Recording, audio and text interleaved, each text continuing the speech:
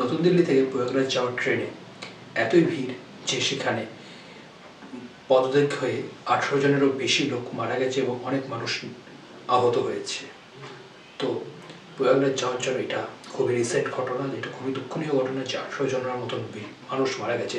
তার মধ্যে খবর আসছে এখানে 2 জন শিশুও মারা গেছে। তো প্রয়াগরাজ যাওয়ার জন্য মানুষ এতই উতলা যে ওখানে কেউ দেখতেও পাচ্ছে না যে হ্যাঁ কোনো বাচ্চাও রাস্তায় পড়ে গেছে বা কোনো মহিলা বা বয়স্ক লোক পড়ে গেছে। তাদের উপর দিয়েই হেঁটে তারা প্রয়াগরাজ যাওয়ার জন্য ট্রেন ধরতে গেছে এবং তারা পদপিষ্ট হয়ে মারা গেছে। 18 জনের মতন এখনো পর্যন্ত মারা গেছে, আর আহত হয়েছে অনেকজন, বেশ অনেকজন আহত হয়েছে। এর আগেও আমরা দেখলাম প্রয়াগরাজের ওখানে বেশ কিছু মানুষ আহত হয়েছে এবং নিহত তো 100-র উপরও হয়েছিল, কিন্তু এটা রিসেন্ট নিউজ। আমাদেরকে সতর্ক থাকতে হবে, প্রয়াগরাজ যান করতে, কিন্তু সতর্কভাবে যান যেন এরকম ঘটনা আর না ঘটে।